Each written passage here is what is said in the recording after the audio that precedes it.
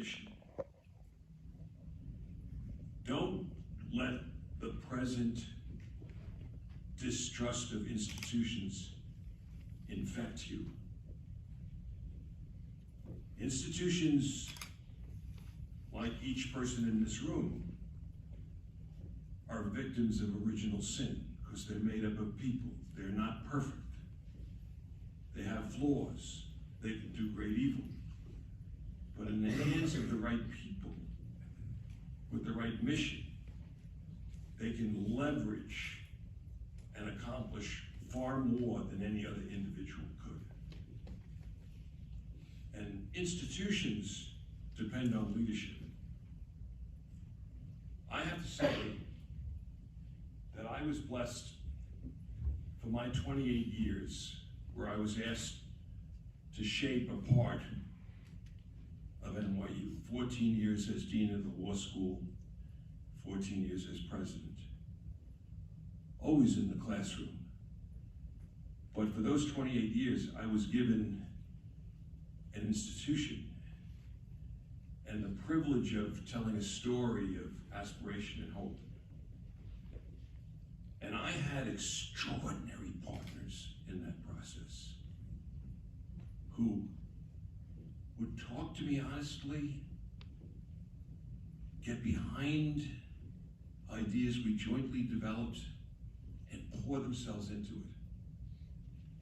And the single most important person, if you're given the leadership of an institution for which you get to shape the story, is the person who works with you as a volunteer. When I was dean, it was the chairman of the board. The same person for 14 years, who was a volunteer, who poured himself into it. And stood with me in every difficult moment. It's easy to stand with people in the moments of achievement. Stood with me in every difficult moment. And then, for 14 years as president, there was a chairman of the board. And that person was the same person that had stood with me for the 14 years when I was dean of the law school. For 28 years, I was blessed with a person that I knew had my back at every moment. And if you're going to try to affect change and leverage a mission to an institution, first of all, you have to find a partner that believes in that institution. And second of all, you have to know you can trust that partner. This man has just been handed the position of being chairman of the board of New York University. You could not, forget the references to this guy, John. Okay, that's because people need to personify. Okay, John was a storyteller for an unbelievably talented team, but backed by volunteers. John didn't do a damn thing other than act as a possibilitarian and say, let me tell you a story of what might be. We have our first woman president of this university. She came here 22 years ago. She took the reins after a very, very talented man who had come here to succeed me. And she took the reins on July 1st. And in 2 weeks, there'll be a new chair of the board. And it will be this kid from the Bronx.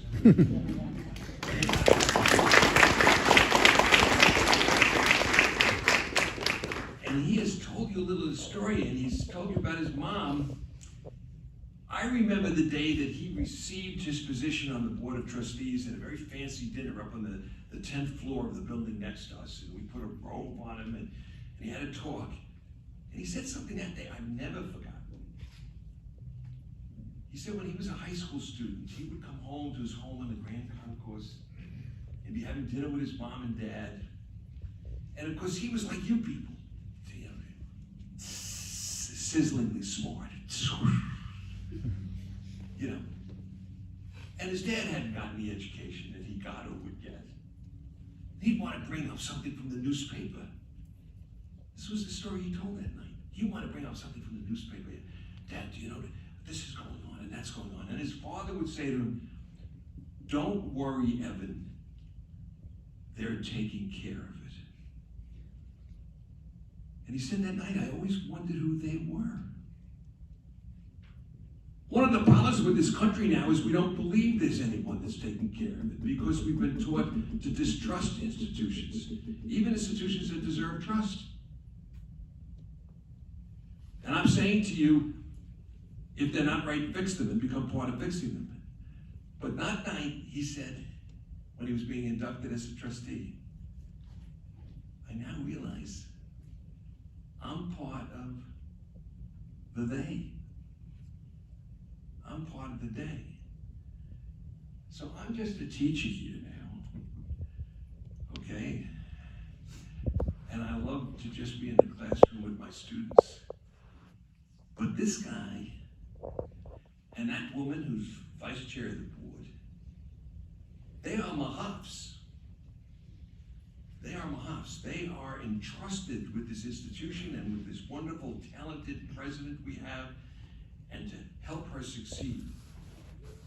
So Tariq thought we should mark that day with something. So I'm giving him something. He's been a big shot for a long time. You know, he was managing partner of Cravath, Swain & Moore, which some people would say, certainly Cravath would say, is the best law firm in the world. It's one of the best. It's one of the 4 that can claim to be the best. Okay, a little humility. And then he became chair of the New York Public Library, which is, of course, think of what that means for Thornton. But now, as of September 1st, he becomes chairman of a university that we love and which can leverage good around the world. So from now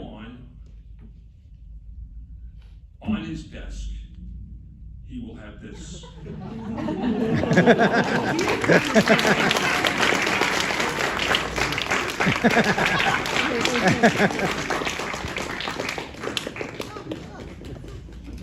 Okay, I know it's late. I'm not going to say much, but I do want to say a few words. First of all, Michael, Vanessa, my beloved Chandrika, with whom I share a birthday, although not she would want me to emphasize the same year by any shot.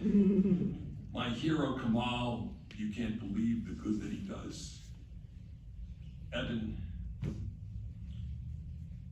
you speak with such eloquence about our university that it causes me to well up with emotion.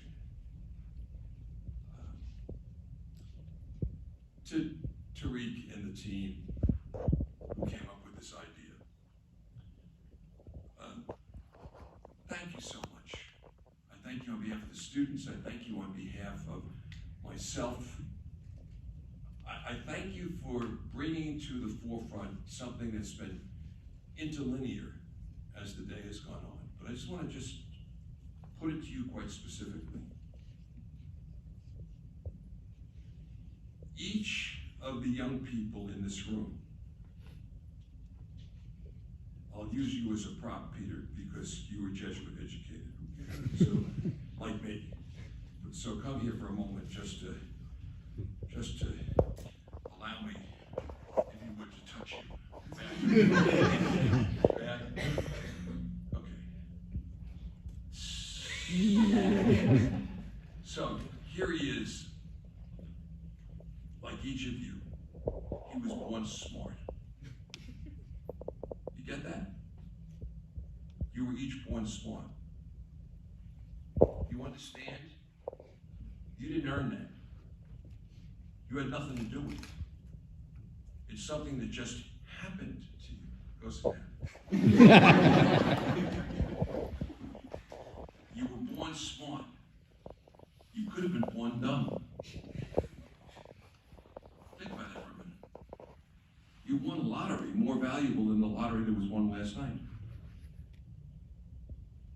Now, you know, what? Given medical advances that will occur between now and the time you move to another world, you're something like 15% into your lives, maybe 5% into anything that you've consciously shaped in terms of real choices that weren't made for you, maybe even less than that. You're at the beginning of the journey, and you've done a pretty good job so far, as evidenced by you being here, of using the fact that you were born smart well. But you are novices. If you're born smart, if you're given that grace, it could be called a grace. It's not a spiritual grace, but it's a life grace. If you're given that grace, then you have a duty to use it well. You have a duty that is forgotten too often today, to live for others. So I just want you to understand you have that obligation. It will be, whatever your theology is, in my religion we would call it the most grievous of mortal sins. The worst sins, if you waste that. And wasting that is using it only for yourself. Wasting that is using it selfishly. Wasting that is not sacrificing for a common. The way he and she do every time they pour themselves into NYU. The way he does every time he pours himself into making the world healthier. The way she does every time she makes the world more informed. The way he does as he tries incessantly to bring education to people who are as smart as you but don't have a chance unless a person like Kamal gets them. Think about that. Think about the Rohingya, 1 million of them in the camps, where there's a little tent called a learning center named for my late wife. Little inches of progress. You emulate them. Emulate them. Use the fact that you were born smart for the good of the common. And go beyond that. Suffer pain for the common. You're not doing enough unless you're suffering pain in a good cause. That you're really going beyond, that you're making it your passion. And suffer pain even if the fruits will not appear for people to give speeches like have been given in my wake today. Okay? Don't need the credit. It'll come to you far more than you deserve, perhaps, as it has to me. Far more than I deserve. Because there are people whose names are not mentioned who really did the hard work. But be willing to suffer pain in a good cause, even if it's not one that produces immediate results.